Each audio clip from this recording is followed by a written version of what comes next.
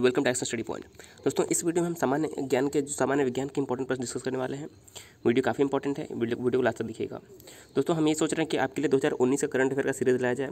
अगर आप चाहते हैं कि 2019 का जो करंट अफेयर होगी आपके एग्जाम के लिए 2019 का करंट अफेयर ही इंपॉर्टेंट है, तो अगर आप चाहते हैं कि 2019 का करंट अफेयर आपको दिया जाए तो कमेंट करके हमें ज़रूर बताइएगा। तो आपको जो रेगुलर है 2019 से करंट अफेयर पर भी वीडियो मिलना शुरू हो जाएगी। दोस्तों, आइए शुरू करते हैं आज का हमारा साइंस का वीडियो। तो देखिए, हमारा पहला प्रश्न क्या है। पहला प्रश्न है, रबड़ के संश्लेषण में किस निम्न का प्रयोग किया जाता है, यानी कि रबड़ का जो संश्लेषण है इसमें किसका प्रयोग किया जाता है, एसिटिलीन, आइसोप्रीन या एथिलीन या फिर अमोनिया। तो करेक्ट आंसर हो जाएगा रबड़ के संश्लेषण में जो है आइसोप्रीन का जो है प्रयोग होता है। ऑप्शन नंबर जो बी है बिल्कुल करेक्ट हो जाएगा। आप कितने प्रश्न सही करते हैं ज़रूर देखिएगा, क्योंकि आप इसको टेस्ट के तौर पर लीजिए, क्योंकि सामान्य विज्ञान के प्रश्न काफ़ी एग्जाम में आपके आने वाले हैं। दूसरा प्रश्न है, सोने के आभूषण बनाते समय इसमें क्या मिलाया जाता है, यानी कि जब सोने के आभूषण बनाते हैं तो उसमें शुद्ध सोना नहीं होता है, उसमें क्या मिलाया जाता है। करेक्ट आंसर हो जाएगा सोने का आभूषण जब बनाया जाता है तो उसमें तांबे की कुछ मात्रा मिलाई जाती है, जिससे उसको आकार दिया जा सके, क्योंकि अगर शुद्ध सोना होगा तो उसको सही से आकार दिया जाना संभव नहीं हो पाएगा, इसलिए उसमें तांबा जो है मिलाया जाता है। ऑप्शन नंबर जो हमारा ए है बिल्कुल करेक्ट हो जाएगा। तीसरा प्रश्न है, नायलॉन बनाने में प्रयुक्त कच्चा पदार्थ क्या है। करेक्ट आंसर क्या हो जाएगा, नायलॉन बनाने में जो कच्चा पदार्थ प्रयुक्त होता है उसे हम कहते हैं एडिपिक अम्ल। बहुत ही इंपॉर्टेंट प्रश्न है। ऑप्शन नंबर जो हमारा बी है, नायलॉन बनाने में एडिपिक अम्ल का जो है प्रयोग किया जाता है। ऑप्शन नंबर जो बी है बिल्कुल करेक्ट हो जाएगा हमारा तीसरे प्रश्न के लिए। चौथा प्रश्न है, मोमबत्ती का जलना है रासायनिक परिवर्तन, भौतिक परिवर्तन, दोनों या फिर कोई नहीं। तो देखिए, जो मोमबत्ती का जलना है यह एक रासायनिक परिवर्तन है, तो ऑप्शन नंबर जो हमारा ए है रासायनिक परिवर्तन इस प्रश्न का करेक्ट आंसर हो जाएगा, क्योंकि मोमबत्ती का जलना एक रासायनिक परिवर्तन है।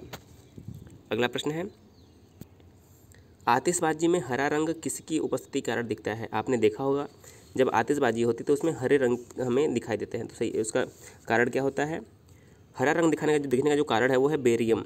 जी हाँ, बेरियम के कारण जो है आतिशबाजी में हरा रंग दिखाई देता है। ऑप्शन नंबर जो सी है बेरियम करेक्ट आंसर हो जाएगा पाँचवें प्रश्न के लिए। अगला प्रश्न है, कपूर को किस विधि द्वारा शुद्ध किया जाता है। जो हमारा कपूर होता है इसको किस विधि द्वारा शुद्ध किया जाता है, ऊर्ध्वपातन, आसवन, वर्ण लेखन या फिर निर्वात आसवन। सही आंसर क्या हो जाएगा। देखिए, जो कपूर है इसे ऊर्ध्वपातन की विधि से शुद्ध किया जाता है। करेक्ट आंसर क्या हो जाएगा, कपूर को ऊर्ध्वपातन की विधि से शुद्ध किया जाता है। ऑप्शन नंबर ए बिल्कुल करेक्ट हो जाएगा। अगला प्रश्न है, निम्न में कौन सी धातु सदैव मुक्त अवस्था में पाया जाता है, यानी कि कौन सी ऐसी धातु है जो सदैव मुक्त अवस्था में ही पाया जाता है। सोना, यूरेनियम, पारा या फिर नियॉन। तो करेक्ट आंसर क्या हो जाएगा। देखिए, जो हमारा सोना है, गोल्ड है, यह सदैव मुक्त अवस्था में पाया जाता है। ऑप्शन नंबर जो हमारा ए है सोना करेक्ट आंसर हो जाएगा, गोल्ड। अगला प्रश्न है, पुराने तैल चित्रों के रंगों को फिर से उभारने के काम आता है क्या। सल्फ्यूरिक अम्ल, हाइड्रोजन पेरोक्साइड, भारी जल या फिर सिरके का अम्ल। तो करेक्ट आंसर क्या हो जाएगा, जो पुराने तेल के चित्रों के रंग होते हैं इनको फिर से उभारने के लिए हाइड्रोजन पेरोक्साइड का प्रयोग किया जाता है। Option number B hydrogen peroxide correct answer हो जाएगा। पुराने तेल के चित्रों के रंगों को फिर से उभारने के लिए हाइड्रोजन पेरोक्साइड का जो है प्रयोग किया जाता है। ऑप्शन नंबर बी करेक्ट हो जाएगा। अगला प्रश्न है, निम्न में कौन सा तत्व सभी रंगीन यौगिक बनाता है। निम्न में कौन सा तत्व सभी रंगीन यौगिक बनाता है। करेक्ट आंसर क्या हो जाएगा। देखिए, जो हमारा क्रोमियम है, ऑप्शन नंबर ए क्रोमियम जो है रंगीन यौगिक बनाता है। करेक्ट आंसर हो जाएगा ऑप्शन नंबर ए क्रोमियम। अगला प्रश्न है, सबसे हल्का तत्व कौन सा है। हाइड्रोजन, हीलियम, सोडियम या फिर पोटेशियम। देखिए, ये क्वेश्चन बहुत ही इंपॉर्टेंट है। तो जो हमारा सबसे हल्का तत्व है हाइड्रोजन है, और पूरे ब्रह्मांड में सर्वाधिक मात्रा में कौन सा तत्व है वो हाइड्रोजन ही है, तो ये भी याद रखना है। सबसे हल्का कौन सा है, हाइड्रोजन है। अगला प्रश्न है, सोना किस अम्ल में घुल जाता है।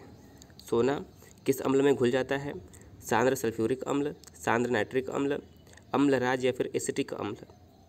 तो देखिए, जब सोना जिस अम्ल में घुलता है उसका नाम है अम्लराज जिसे कहते हैं। ऑप्शन नंबर सी सोना अम्लराज में जो है घुल जाता है। ऑप्शन नंबर सी बिल्कुल करेक्ट हो जाएगा। देखिए, सारे प्रश्न बहुत इंपॉर्टेंट हैं, इसलिए वीडियो को ध्यान से देखिए, और जितने भी प्रश्न के आंसर आपको पता है तो ज़रूर हमें कमेंट बताइएगा।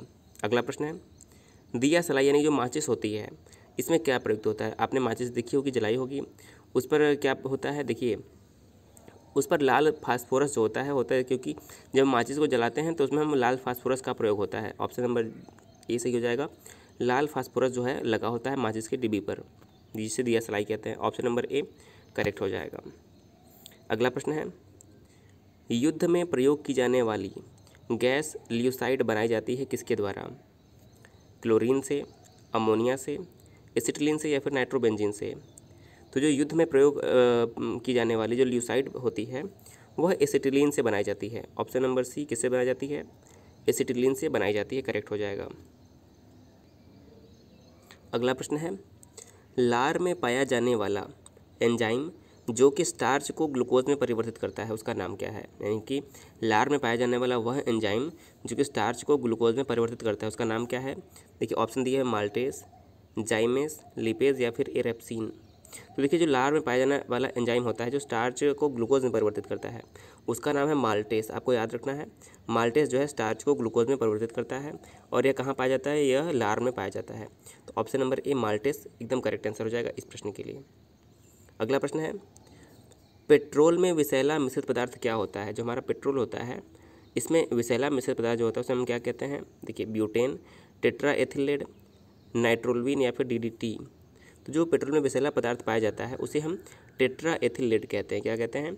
Tetra ethyl lead. Option number जो बी है इस प्रश्न का सही आंसर हो जाएगा, टेट्रा एथिल लेड। अगला प्रश्न है, शुष्क धुलाई यानी कि जो ड्राई क्लीनिंग होती है इसमें क्या काम आता है? जो ड्राई क्लीनिंग की जाती है उसमें क्या काम आता है? नाइट्रोबेंजीन, बेंजीन, मेथिल एल्कोहल या फिर क्लोरोबेंजीन। तो जो हमारी ड्राई क्लीनिंग यानी कि शुष्क धुलाई होती है इसमें बेंजीन का प्रयोग किया जाता है। किसका? बेंजीन का प्रयोग किया जाता है। ऑप्शन नंबर जो बी है ड्राई क्लीनिंग के लिए बेंजीन का प्रयोग किया जाता है, बिल्कुल करेक्ट हो जाएगा। अगला प्रश्न है, दवा बनाने के काम में आता है क्या? बेंजोइक अम्ल, नाइट्रिक अम्ल, फिकरिक अम्ल या फिर अम्लराज। तो देखिए दवा बनाने में किसका प्रयोग होता है? दवा बनाने में जो है बेंजोइक अम्ल का प्रयोग किया जाता है। ऑप्शन नंबर ए दवा बनाने में बेंजोइक अम्ल का प्रयोग किया जाता है। ऑप्शन नंबर ए इस प्रश्न का एकदम करेक्ट आंसर हो जाएगा। अगला प्रश्न है, सबसे अधिक संख्या में किस तत्व के यौगिक हैं? सबसे अधिक संख्या में किस तत्व के यौगिक होते हैं? सही आंसर हो जाएगा option number C carbon. Carbon के यौगिक सर्वाधिक मात्रा में होते हैं, तो सही आंसर क्या हो जाएगा? कार्बन। देखिए जो हमारा हीरा होता है, हीरा भी क्या होता है? हीरा भी कार्बन का अपर रूप ही होता है, तो ये भी इंपॉर्टेंट है। हीरा किसका अपर रूप होता है? हीरा कार्बन का अपर रूप होता है और हीरा पृथ्वी पर सबसे ठोस पदार्थ भी माना जाता है। बात करें नाइट्रोजन की, देखिए नाइट्रोजन से एक प्रश्न बनता है कि जो हमारा एटमॉस्फेयर यानी हमारा वातावरण वायुमंडल है उसमें नाइट्रोजन गैस की मात्रा सर्वाधिक होती है। और हाइड्रोजन की बात करें तो हमारे पूरे ब्रह्मांड में हाइड्रोजन की मात्रा जो होती है सर्वाधिक होती है। अगर हम बात करेंगे पृथ्वी के भूपरपट्टी पर, तो पृथ्वी के भूपरपट्टी पर जो है यानी कि क्रस्ट पर ऑक्सीजन की मात्रा जो होती है सर्वाधिक होती है। तो ये तीनों जो पॉइंट हैं बार बार एग्जाम में पूछे जाते हैं। अगला प्रश्न है, हैबर विधि से अमोनिया के निर्माण में किस उत्प्रेरक को प्रयोग में लाया जाता है? यानी कि बताना है कि हैबर विधि से जब अमोनिया का निर्माण किया जाता है तो उत्प्रेरक के रूप में हम किसका प्रयोग करते हैं? सही आंसर क्या हो जाएगा? सही आंसर हो जाएगा लोहा। जी हाँ, जब हैबर विधि से अमोनिया का जब हम निर्माण किया जाता है तब उत्प्रेरक के रूप में जो है लोहे का प्रयोग किया जाता है, यानी कि आयरन। करेक्ट आंसर क्या हो जाएगा? लोहा, जिसका संकेत क्या होता है? Fe, जिसे हम फेरस कहते हैं। अगला प्रश्न है, नीली स्याही बनाने में प्रयोग किया जाता है क्या? नीली स्याही बनाने में प्रयोग किया जाता है red lead, ferrous sulphate, bleaching चूड़ या फिर नीला थोथा। तो जब नीली स्याही बनाई जाती है तब इसमें फेरस सल्फेट का प्रयोग किया जाता है। क्या हो जाएगा सही? नीली स्याही बनाने में फेरस सल्फेट का प्रयोग होता है। मोस्ट इंपॉर्टेंट क्वेश्चन है, सारे क्वेश्चन मोस्ट इंपॉर्टेंट हैं। अगला प्रश्न है, रेयान रेसे तैयार किए जाते हैं किससे? तो जो हमारा रेयान रेसा होता है यह किससे तैयार होता है? तो सही आंसर हो जाएगा ऑप्शन नंबर ए सेलुलोज। जो रेयान रेसे होते हैं यह सेलुलोज से तैयार किए जाते हैं। ऑप्शन नंबर ए करेक्ट हो जाएगा। अगला प्रश्न है, नाभिक का आकार क्या होता है? देखिए मोस्ट इंपॉर्टेंट प्रश्न है, नाभिक का आकार क्या होता है? 22वां प्रश्न। सही आंसर हो जाएगा ऑप्शन नंबर डी 10⁻⁻15। जो हमारा नाभिक होता है, नाभिक का आकार 10⁻⁻15 होता है मीटर। ऑप्शन नंबर जो डी है बिल्कुल करेक्ट हो जाएगा।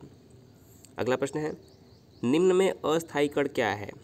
बताना है कि निम्न में अस्थायी कण क्या है? 23वां प्रश्न। तो जो हमारा न्यूट्रॉन होता है, ऑप्शन नंबर सी, न्यूट्रॉन को अस्थायी कण माना जाता है। अब देखिए न्यूट्रॉन, इलेक्ट्रॉन, प्रोटॉन। अब इलेक्ट्रॉन की अगर हम बात करें तो इलेक्ट्रॉन पे कौन सा आवेश होता है? इलेक्ट्रॉन पर ऋण आवेश यानी कि माइनस चार्ज होता है। प्रोटॉन हमारा क्या होता है, धनावेशित होता है। और न्यूट्रॉन होता है न्यूट्रल यानी कि उदासीन होता है। अब देखिए इन तीनों के खोजकर्ता का भी नाम कई बार एग्जाम पूछा गया है, तो मैंने कल भी आपको एक बताया था इससे पहले कि ईंट पर नाच वाला जो हमारा ट्रिक है सबसे अच्छा काम करता है इनके खोजकर्ताओं का नाम याद रखने के लिए, यानी कि ई से इलेक्ट्रॉन खोज किसने की थी, जे टॉमसन। प से प्रोटॉन हो गया, इसे खोज किसने की थी, रदरफोर्ड ने। प से प्रोटॉन, र से रदरफोर्ड। न से हमारा हो गया न्यूट्रॉन और च से हो गया जेम्स चैडविक। तो इस तरह से आप इलेक्ट्रॉन, प्रोटॉन, न्यूट्रॉन तीनों के जो खोज करता है इनके नाम आसानी से याद रख सकते हैं, जो कि एग्जाम में बार बार पूछा गया है। तो अस्थायी कण क्या होता है, इसमें से जो न्यूट्रॉन हमारा है यह एक अस्थायी कण है और यह उदासीन होता है। अगला प्रश्न है, किसी परमाणु के गुण निर्भर करते हैं किस पर, प्रोटॉनों की संख्या पर, परमाणु भार पर, न्यूट्रॉनों की संख्या पर या फिर इलेक्ट्रॉनिक संरचना पर। तो सही आंसर क्या हो जाएगा, देखिए किसी भी परमाणु के जो गुण होते हैं वह उसकी इलेक्ट्रॉनिक संरचना पर निर्भर करते हैं। ऑप्शन नंबर जो डी, किसी परमाणु के गुण उसके इलेक्ट्रॉन के संरचना पर निर्भर करते हैं। करेक्ट आंसर हो जाएगा 24वें प्रश्न का डी। अगला प्रश्न है, किस विटामिन के जलीय विलयन का रंग गुलाबी होता है। ऐसा कौन सा विटामिन है जिसके जलीय विलयन का जो रंग होता है गुलाबी होता है। तो सही आंसर हो जाएगा option number B, vitamin B12। जो हमारा विटामिन B12 होता है इसके जलीय विलयन का रंग गुलाबी होता है। अब देखिए बात है विटामिन की, तो विटामिन से आपको दो प्रश्न याद रखना है। एग्जाम में पूछा जाता है कि जल में घुलनशील विटामिन कौन सा है और वसा में घुलनशील विटामिन कौन सा है।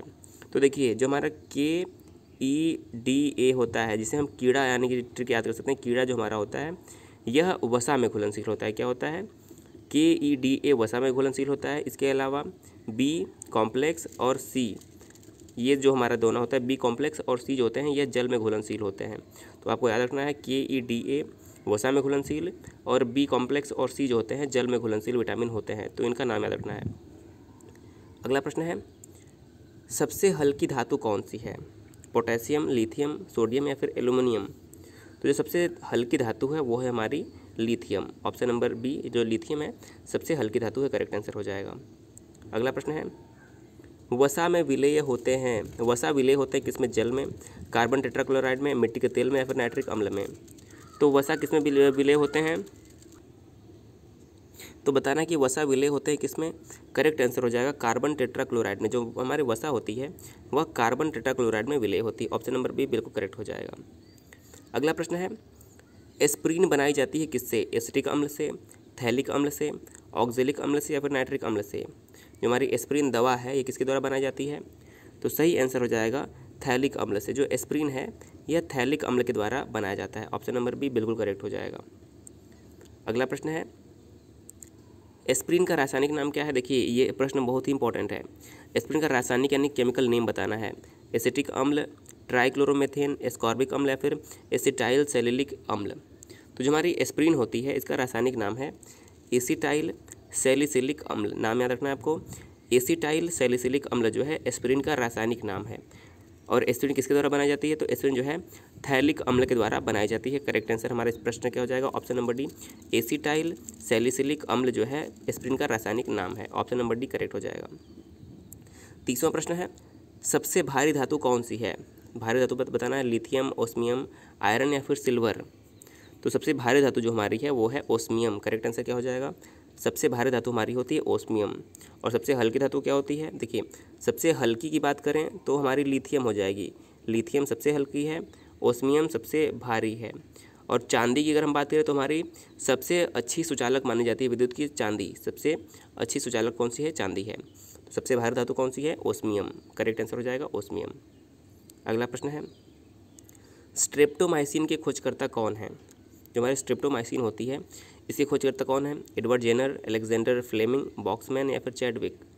तो सही आंसर क्या हो जाएगा, देखिए जो हमारे स्ट्रेप्टोमाइसिन है इसकी खोजकर्ता है बॉक्समैन। करेक्ट आंसर क्या हो जाएगा, ऑप्शन नंबर सी, बॉक्समैन। और फ्लेमिंग की बात करें तो इन्होंने किसकी खोज की थी, पेनिसिलिन जो हमारी है पेनिसिलिन की खोज की थी अलेक्जेंडर फ्लेमिंग ने। और बॉक्समैन ने स्ट्रेप्टोमाइसिन की और चैडविक ने जो है न्यूट्रॉन की खोज की थी। तो इस प्रश्न का स्ट्रेप्टोमाइसिन सही हो जाएगा, ऑप्शन नंबर सी, बॉक्समैन। अगला प्रश्न है, जल का शुद्धिकरण किया जाता है किसके द्वारा। जल का शुद्धिकरण किसके द्वारा किया जाता है। देखिए आपने सुना होगा कि जब कभी कि किसी भी वाटर टैंक होता है उसमें पानी को शुद्ध करने के लिए क्लोरीन डाला जाता है, आपने ज़रूर सुना होगा। तो जो जल का शुद्धिकरण है यह क्लोरीन के द्वारा किया जाता है। ऑप्शन नंबर बी, जल का शुद्धिकरण किसके द्वारा? क्लोरीन के द्वारा किया जाता है, करेक्ट हो जाएगा। अगला प्रश्न है, सबसे अधिक विद्युत ऋणीय तत्व कौन सा है? सबसे अधिक विद्युत ऋणीय तत्व कौन सा है? सोडियम, लिथियम, ऑक्सीजन या फिर फ्लोरीन? तो सबसे अधिक जो विद्युत ऋणीय तत्व है वो है fluorine, option number D, fluorine जो है सबसे अधिक विद्युत ऋणीय तत्व है। अगला प्रश्न है, राष्ट्रीय रासायनिक प्रयोगशाला यानी जो हमारी राष्ट्रीय रासायनिक नेशनल केमिकल लेबोरेटरी है कहाँ पर स्थित है? तो राष्ट्रीय रासायनिक प्रयोगशाला जो है हमारी पूना महाराष्ट्र में स्थित है। कहाँ पर? पूना महाराष्ट्र में स्थित है, ऑप्शन नंबर जो सी है बिल्कुल करेक्ट हो जाएगा। अगला प्रश्न है, फ्रियोन का रासायनिक नाम क्या है? क्लोरोफ्लोरोकार्बन, ट्राइक्लोरोमेथेन, क्लोरल या फिर DDT? तो जो हमारी फ्रियोन होती है, फ्रियोन का रासायनिक नाम होता है chlorofluorocarbon, option number A, Freon का रासायनिक नाम है क्लोरोफ्लोरोकार्बन, ऑप्शन नंबर ए बिल्कुल करेक्ट हो जाएगा। अगला प्रश्न है, टेफ्लॉन किसका बहुलक है? टेफ्लॉन किसका बहुलक है? Ethylene, styrene, butyne, tetrafluoroethene? तो करेक्ट आंसर क्या हो जाएगा? जो हमारा टेफ्लॉन होता है यह टेट्राफ्लोरोएथीन का जो है बहुलक होता है। किसका बहुलक है? टेट्राफ्लोरोएथीन, करेक्ट आंसर हो जाएगा। 37वां प्रश्न है, संश्लेषित रेशा क्या है? रेयान, रेशम, सेलुलोज या फिर ऊन? तो जो हमारा संश्लेषित रेशा होता है ये क्या होता है? रेयान ही जो होता है हमारा संश्लेषित रेशा होता है, तो ऑप्शन नंबर जो हमारा ए है बिल्कुल करेक्ट हो जाएगा। अगला प्रश्न है, कांच पर लिखने के लिए किस अम्ल का प्रयोग किया जाता है? तो कांच पर लिखने के लिए किस अम्ल का प्रयोग किया जाता है? सही आंसर हो जाएगा हाइड्रोफ्लोरिक अम्ल। क्या होता है? ऑप्शन नंबर बी, कांच पर लिखने के लिए हाइड्रोफ्लोरिक अम्ल का प्रयोग किया जाता है, करेक्ट आंसर हो जाएगा ऑप्शन नंबर बी। और आज का हमारा अंतिम प्रश्न है, समुद्री जल से नमक किस विधि द्वारा तैयार किया जाता है? जो समुद्री जल होता है इससे जो नमक होता है किस विधि द्वारा तैयार किया जाता है? तो वाष्पीकरण के द्वारा। जी हाँ, समुद्री जल से वाष्पीकरण के द्वारा जो नमक तैयार किया जाता है, तो करेक्ट आंसर हमारा हो जाएगा ऑप्शन नंबर बी। दोस्तों इस वीडियो में आपको सामान्य विज्ञान के मोस्ट इंपॉर्टेंट क्वेश्चन मिले हैं। वीडियो पसंद आया तो होगा तो हमारे चैनल को जरूर सब्सक्राइब कीजिए। दोस्तों आप वीडियो को शेयर करना मत भूलिएगा, आप वीडियो को जरूर शेयर कर दीजिएगा। आपको वीडियो के जो PDF चाहिए तो आप डिस्क्रिप्शन टेलीग्राम लिंक मिल जाएगा, वहाँ से आप डाउनलोड कर सकते हैं। इसके अलावा आप टेलीग्राम पर डायरेक्शन स्टडी पॉइंट सर्च करके जुड़ जाइए, वहाँ से भी आपको जो PDF है मिल जाया करेगी। दोस्तों हमने आपसे कहा था कि 2019 का करंट अफेयर आपको दिया जाएगा, तो आप लोग में से जितने लोग चाहते हैं कि आपको 2019 का करंट अफेयर दिया जाए जनवरी से लेकर, जी हाँ 2019 में जनवरी से लेकर जो आगे तक के जो करंट अफेयर हैं हम आपको देंगे, तो आप लोग चाहते हैं तो हमें कमेंट करके ज़रूर बताइएगा, तो आपको जो है 2019 के करंट अफेयर भी दिए जाएंगे। दोस्तों वीडियो देखने के लिए बहुत बहुत धन्यवाद।